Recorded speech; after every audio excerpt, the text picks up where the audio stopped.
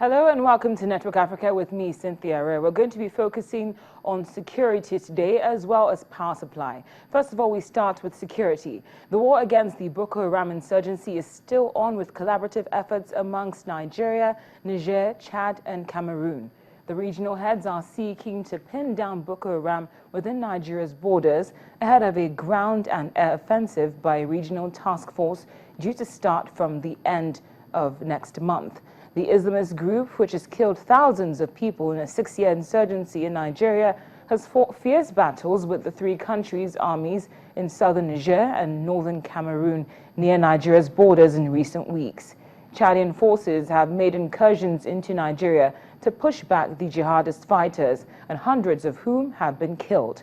According to Colonel Mahamani Laminu Sani, who is the Director of Documentation and Military Intelligence of Niger's Armed Forces, come next week, military chiefs will meet in the Chadian capital in N'Djamena to finalize strategies for the 8,700-strong task force of troops from Chad, Cameroon, Nigeria, Benin Republic, and Niger. And now we're going to take a look at facts concerning this Boko Haram sect, which has not only become a threat to Nigeria, but is also a regional threat. Now, Boko Haram, first of all, means Western education is forbidden. It came into existence in the year 2001 and was founded by Mohammed Yusuf. It became very popular in the year 2009 after the leader's death. Now, following that event, Abubakar Shekau, who was the deputy at the time, arose and became the leader. And that was when the group's ideal changed. It changed from being anti-Western education to targeting Christian groups. And then it became a group that was also performing random killings, also targeting government areas as well as police officers. And now it's become a regional threat.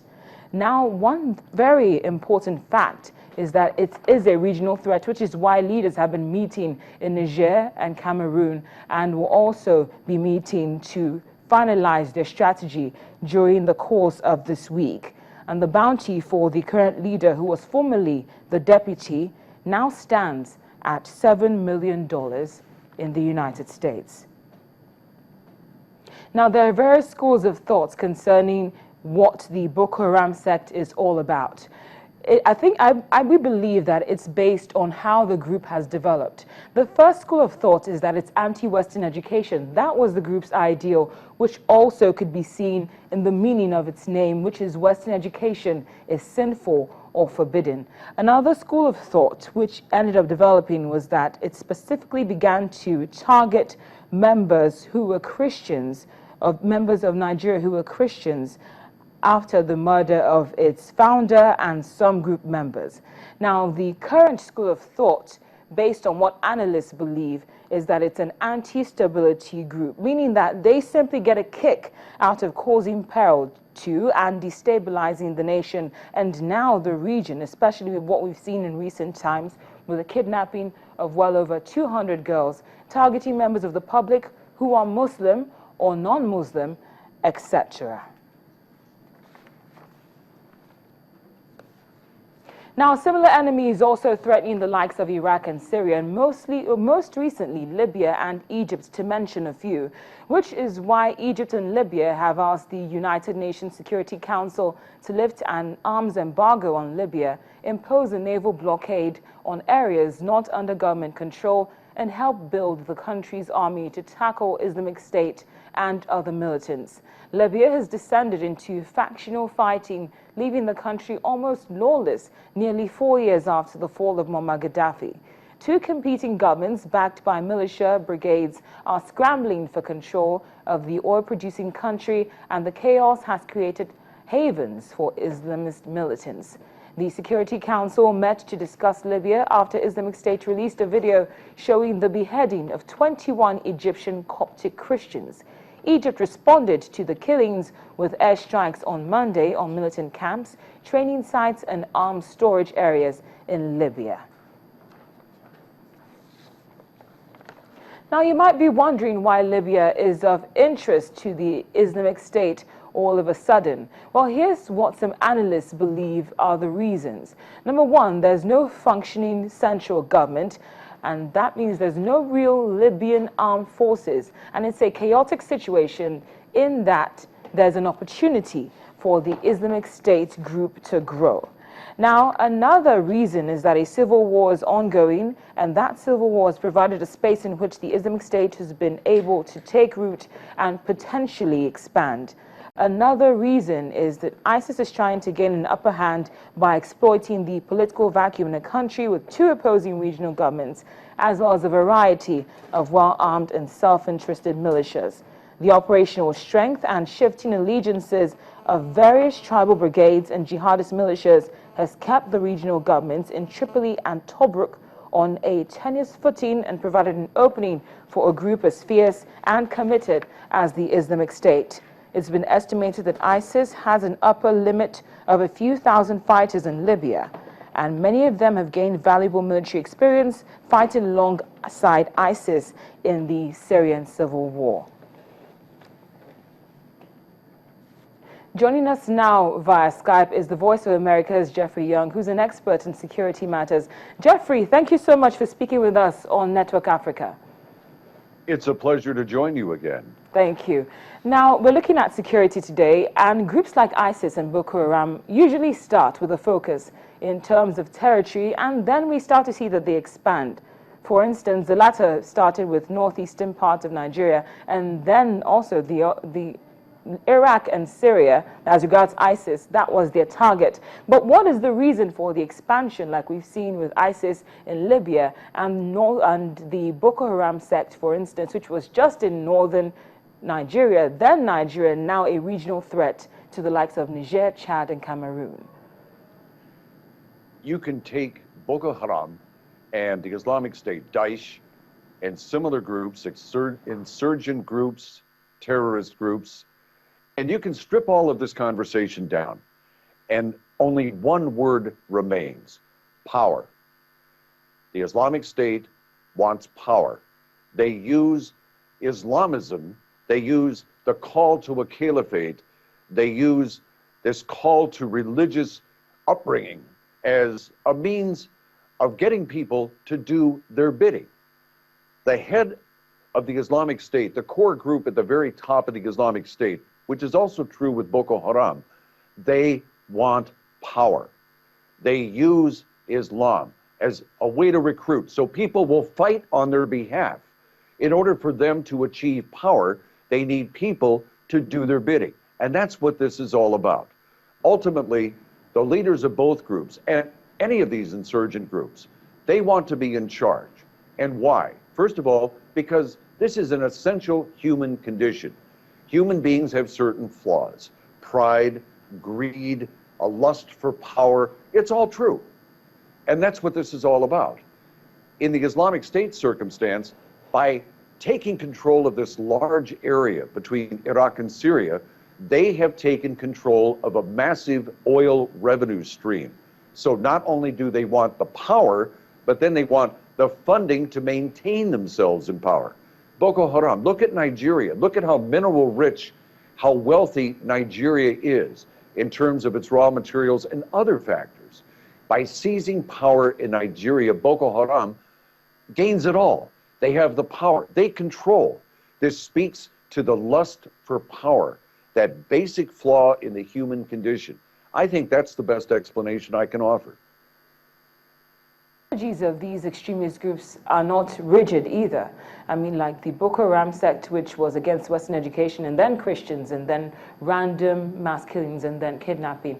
Could it be that these terrorists just get a kick out of paralyzing countries, as some schools of thought have suggested, in addition to what you just said, a lust for power and greed? Well, absolutely, there is a support base in Boko Haram circumstance, and also with the Islamic State. You have fervent people who believe this call for a caliphate, or in Boko Haram's terms, believe this call to purify Nigeria and establish this Islamic State.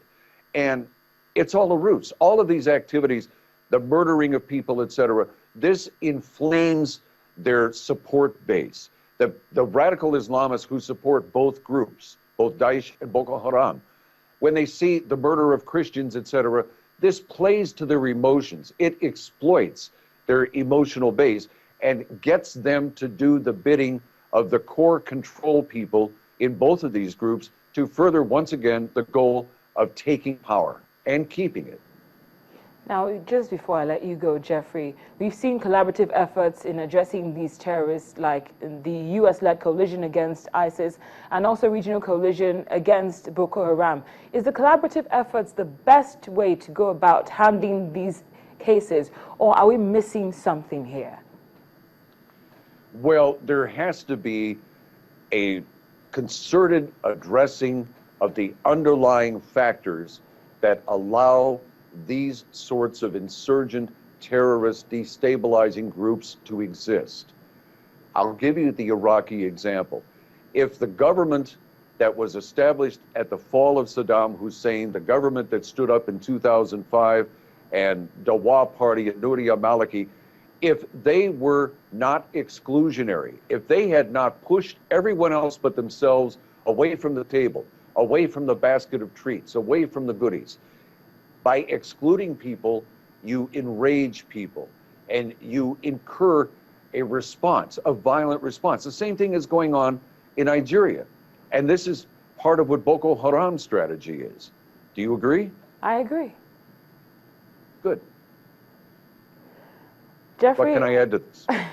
Thank you so much. You've indeed brought a better understanding to the thinking behind these militant groups that we've been seeing terrorizing various countries. Thank you so much for speaking with us on Network Africa. We really appreciate your input.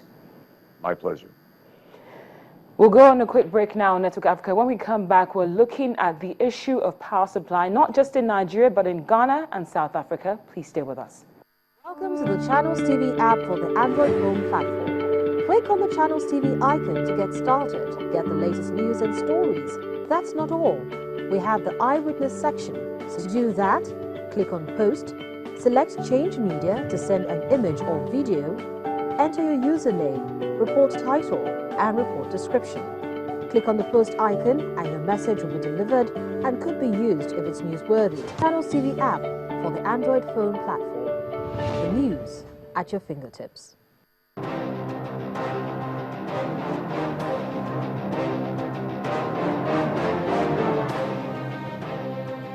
Welcome back to Network Africa. Now we're looking at the issue of power supply. Now, it's no longer news that power supply is a challenge in Nigeria. However, there are reasons which could explain one of the contributing factors. According to the Federal Ministry of Power, vandalism has been identified as the main cause of Nigeria's poor power supply. If vandalism is tackled by relevant security agencies, according to what the ministry is saying, then the generating capacity would hit 6,000 megawatts in the year 2015. Now, God knows Igali, who is the permanent secretary in the ministry, made the disclosure at a budget defense session before the Senate Committee on Power just on Tuesday. Mr. Igali said vandalism of gas pipelines was the biggest challenge the power sector faced, and he gave the assurance that new owners are making spirited efforts to deal with the teething problems and Nigerians will have more electricity soon. Well, we do hope to see that sooner or later, but a lot of people often believe that power supply is a lot better in Ghana. Well, that might have been true for a while, but just like their next-door neighbor, Nigeria, power supply is a challenge at the moment. Carrying their fridges, sewing machines, and TV sets on their hands, some Ghanaians took to the streets in the capital Accra yesterday, and they were simply fed up with the lengthy power cuts, some lasting for as long as 24 hours or even longer. Ghana has seen years of strong economic expansion and has been viewed as one of Africa's star performers, benefiting from a stable democracy. But the country's power crisis that started in 2012 has seen businesses crippled, and if it continues, it will even hurt the country's gold production. Angry Ghanaians marched in the capital criticizing their government for their handling of the crisis. Earlier this month, Ghana ordered a small fleet of emergency barges with the capacity to generate up to a total of 1,000 megawatts of electricity to address the worsening power crisis. The energy situation is terrible. The promises are way too much, which I'm sure nobody here can contain. From the petty trader to talk about the sub-millers, to talk about the Guineas and the rest, they are all suffering. And certainly they are laying off staff. Ghana's economy has grown rapidly in recent years,